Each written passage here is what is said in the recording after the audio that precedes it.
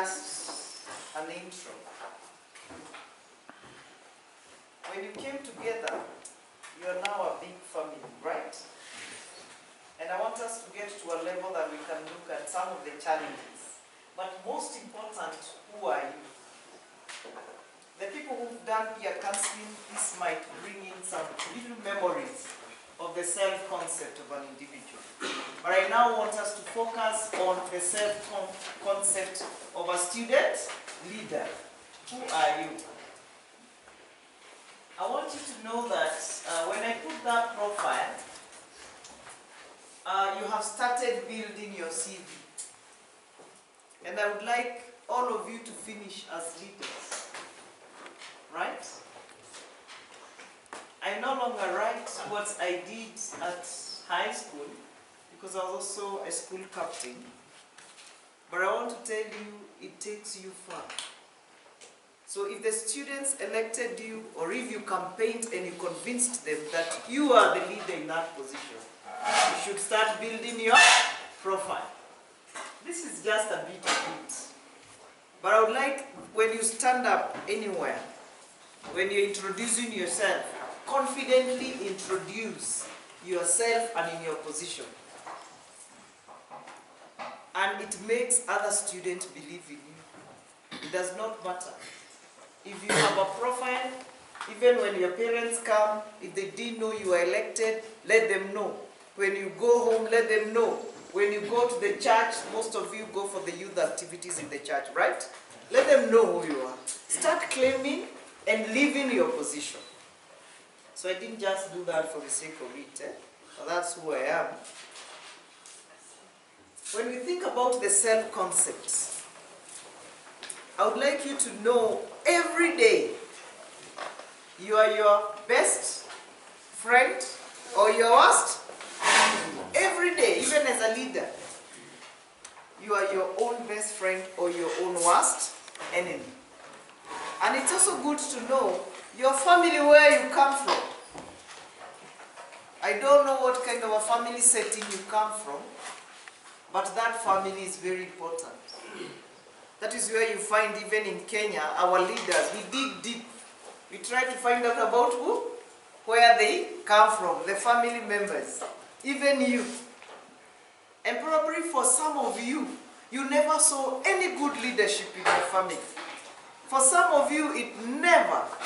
But I want to tell you, this is an opportunity to shape leadership out of yourself.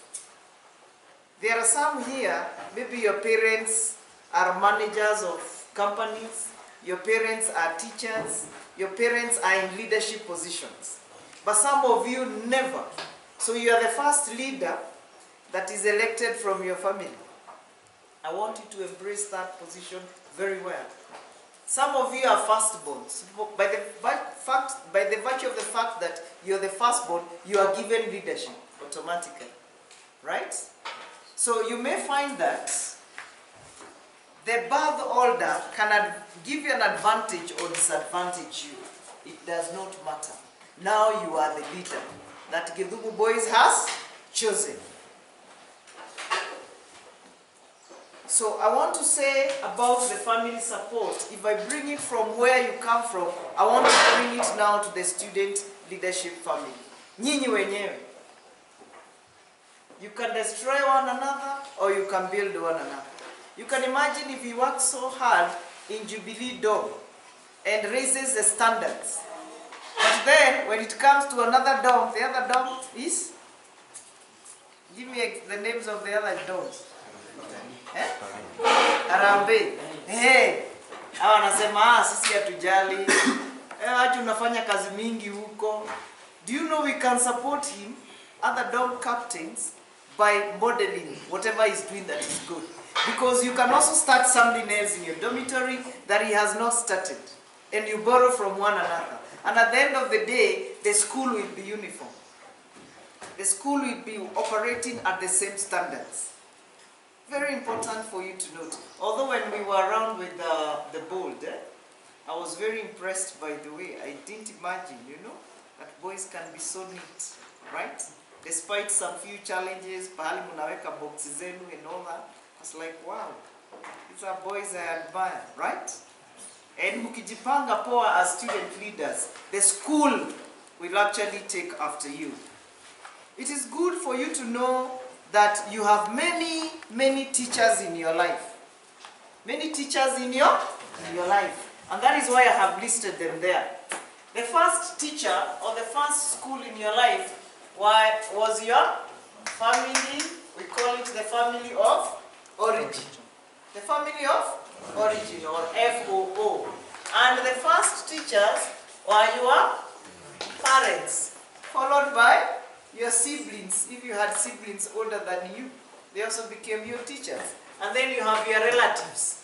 Those people become your teachers. Then the next thing, you go to school. And some of you are prefects in primary school. True? How many of you are prefects in primary school?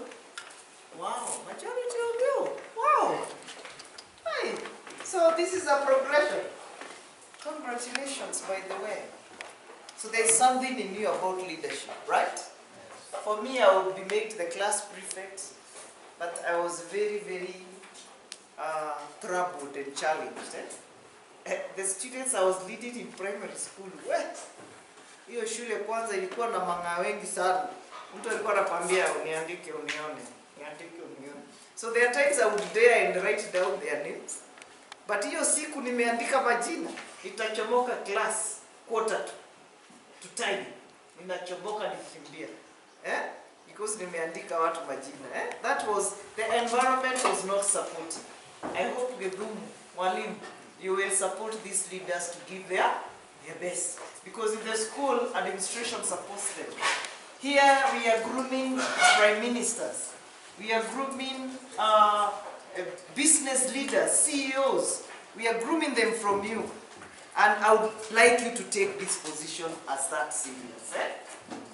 So when we go to the school has things that you learn.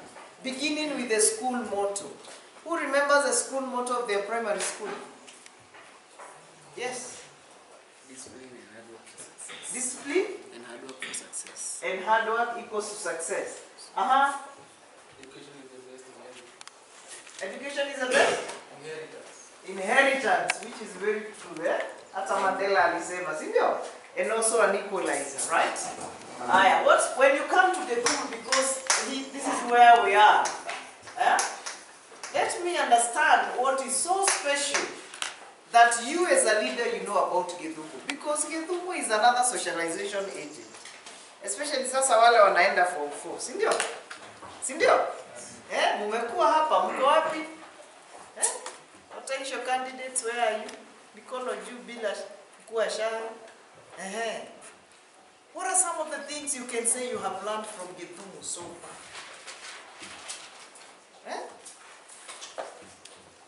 Unajua sasa tukienda outing hiyo January, Mungu atujalie, we will be handling other tough things.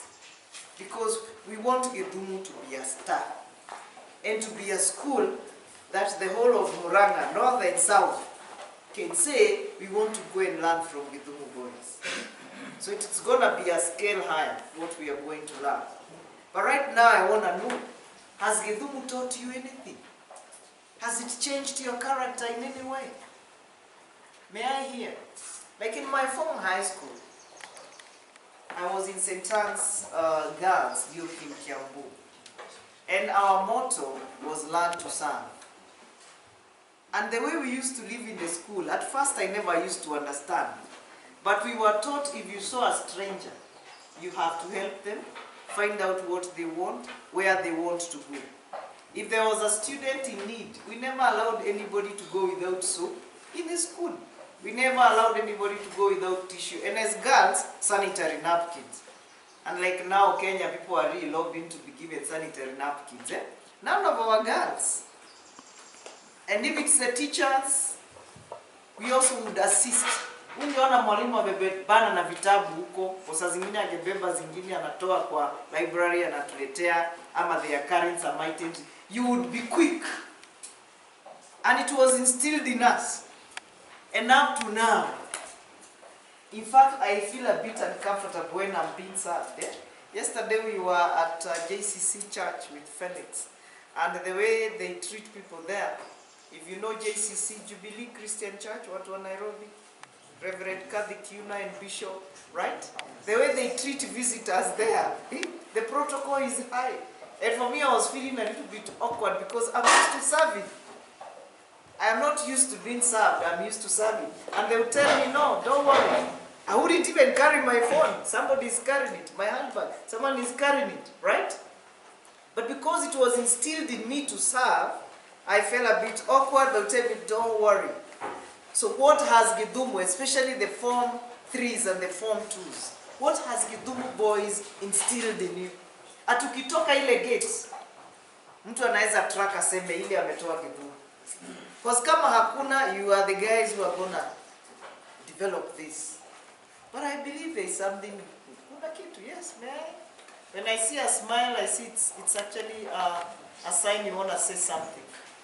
Hauna kitu, na uko nyuma, hakuna mtu anaweza sema yes, and remind us your name and your position. I'm Bana, and deputy captain, and Githumu has taught me to be a responsible person. They are outside and also here in school. Beautiful. So Githumu has taught you responsibility. Okay? And when somebody follows you, hata na uko geshani, right? Uko nyumbani, uko tao, they will pick.